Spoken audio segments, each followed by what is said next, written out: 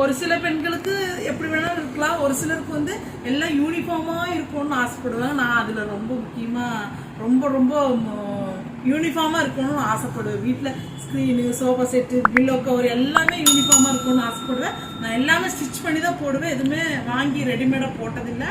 இப்போ பார்த்தீங்கன்னா இந்த மெட்டீரியல் பாருங்க எவ்வளோ சாஃப்டா அழகா இருக்குது பாருங்க. இந்த மெட்டீரியல் அந்த மாதிரி வலுவலுன்னு, உங்களுக்கு என்ன மெட்டீரியல் கேட்டீங்கன்னா ஸ்கிரீன் துணியில இருக்குன்னு தெரியுங்களா, வலுவலுன்னு அந்த மெட்டீரியல் தான்மா. நான் கோயம்புத்தூர்ல போய் தான் பல்கா எடுத்துட்டு வந்துருவேன். இப்போ பாத்தீங்கன்னா இந்த பில்லோ கவர் வந்து எப்படி இருக்குது பாருங்க. பில்லோ கவர் அழகா இருக்குது. ஆனா இதுலயே 2 மாடல் எடுத்துட்டு வந்துருங்க, மாத்தி மாத்தி யூஸ் பண்ணிக்கோ. ஒன்று துவைக்கிறதுக்கு போட்ட ஒண்ணு.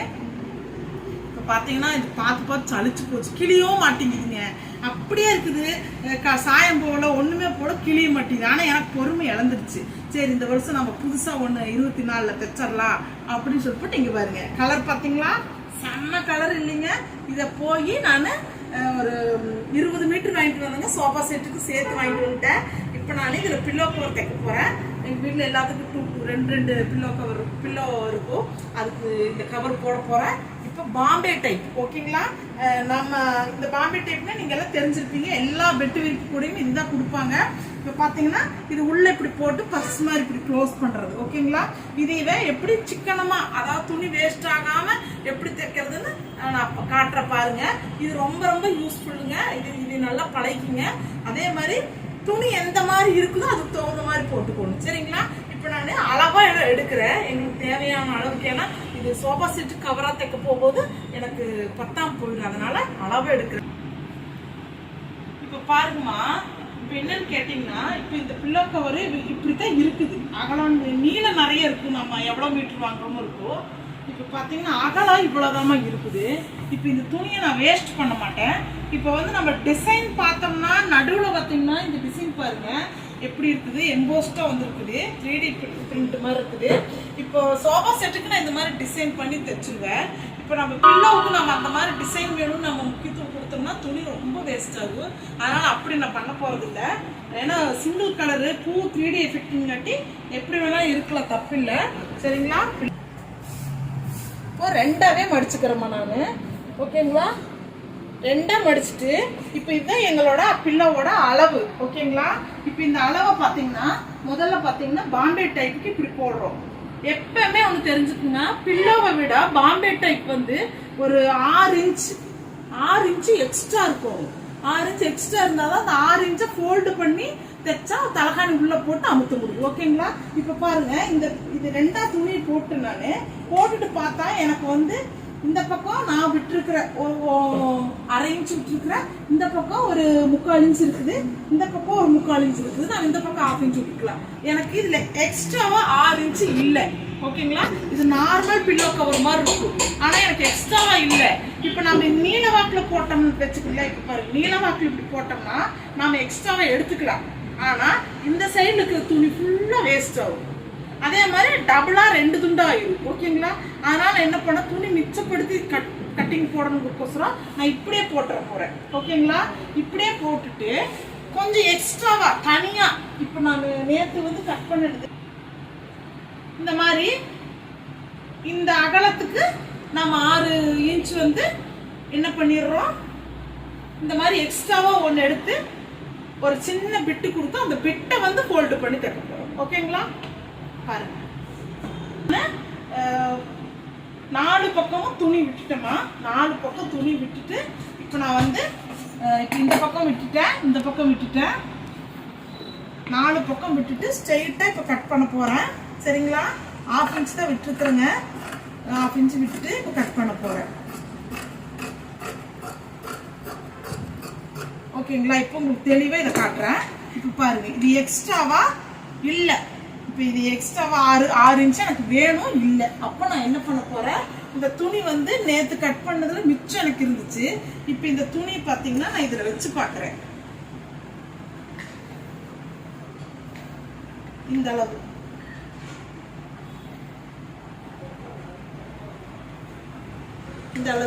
இதுல பாதி இருங்க, ஒரு நிமிஷம்.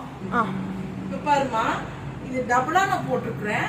இப்போ வந்து எனக்கு 6 இன்ச் வந்து எனக்கு தேவைப்படுது ஃபோல்டு பண்றது. இப்போ நான் எப்படி தைக்கிறேங்கிற முறையை நான் சொல்றேன் பாருங்க. இப்போ பாத்தீங்கன்னா நான் இப்படி வச்சுக்குவேமா. வந்து உங்களுக்கு 6 இன்ச்சு எனக்கு எக்ஸ்ட்ரா வேணுமா? ஓகேங்களா? உங்களுக்கு சொன்னா புரியலன்ட்டு நான் வந்து புரியாதுன்னு சொல்லிட்டு நானே இப்போ தைச்சு காட்டுறேமா. இப்போ வந்து எக்ஸ்ட்ராவா நான் எடுக்கிறேமா. இன்னொன்று இது வந்து துணி வந்து எப்படின்னு கேட்டிங்கன்னா கொஞ்சம் வலுவலுப்பு வித்தியாசமா. இது துணி வந்து பிசிறு பிசிறாக வராதுமா, அந்த மாதிரி மெட்டீரியல். ஓகேங்களா? உங்களுக்கு தெரியும், நிறைய வீட்டில் இருக்கும், தெரியும்.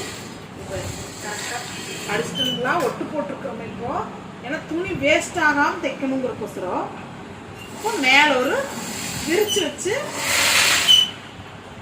அமுக்கடி மாதிரி போட்டுருணும். ஓகேங்களா? ஏன்னா இது கொஞ்சம் ஸ்ட்ராங்குக்கோசரம். இது எக்ஸ்ட்ராவாக கொஞ்சம் இருக்குது, அதை கட் பண்ணி எடுத்துக்கோங்க.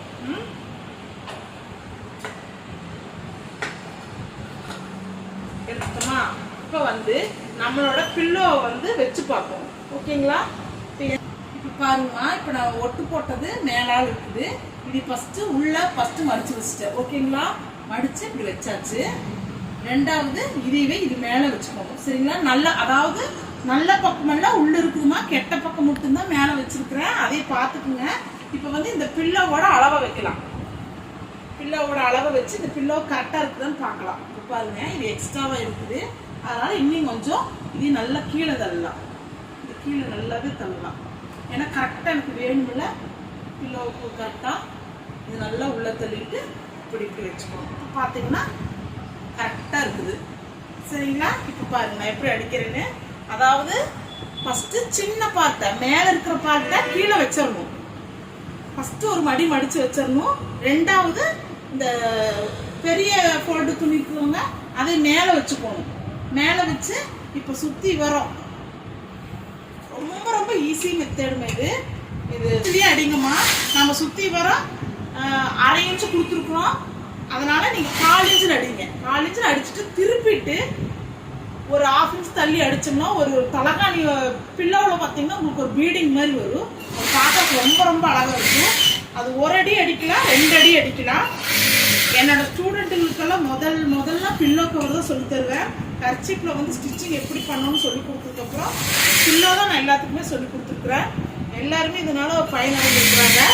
அதனால் உங்களுக்குமே இதை சொல்லி கொடுக்குறேன்.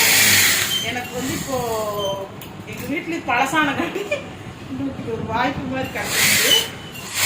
ஓகேங்களா? இப்போ பாருங்க, இது தைக்க இது கரெக்டாக இருக்குதா அப்படின்னு ஒரு தடவை பார்த்து போகணும். சரிங்களா? சமமாக இருக்குதா அப்படின்னு பார்த்துட்டு எல்லா பக்கம் சமமாக இருக்குதான்னு பார்த்து போகணும். உள்ளெல்லாம் கரெக்டாக துணி கரெக்டாக வந்து திருப்பி பாருங்க. ஒரு செகண்ட் 3 செகண்ட் வெட்டி எல்லா தலகாணி வரையும் வச்சுட்டு தைக்க ஆரம்பிச்சோம்னா 5 நிமிஷம் 10 நிமிஷத்துக்குள்ளேயே 10 தலகாணி வரை தைச்சிடலாம். ஈஸி மெத்தட், ரொம்ப ரொம்ப ஈஸி.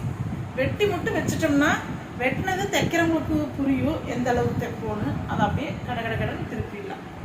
ஃபுல்லாக திருப்பி காட்டுற பாருங்க.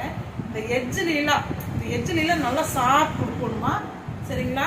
நல்லா இதை ஊசி மாதிரி இருந்ததுன்னா இந்த ஊசி வச்சு பாருங்க தைச்சிட்டேன். Pillow ready. இப்போ பாருங்க பில்லோ ரெடி ஆயிடுச்சு. இப்போ இந்த பக்கம் திருப்பி பாருங்க. இப்போ நான் இந்த பக்கம் ஏன் கீழே அடிக்கலைன்னா இந்த துணி வந்து அந்த மாதிரி மெட்டீரியல் பிசுறாக வராது. அதனால இது ரப்பர் மாதிரி இருக்கிறங்காட்டி மடிச்சு அடிக்கணுங்கிற அவசியம் கிடையாது. அப்படியே விட்டுடலாம்.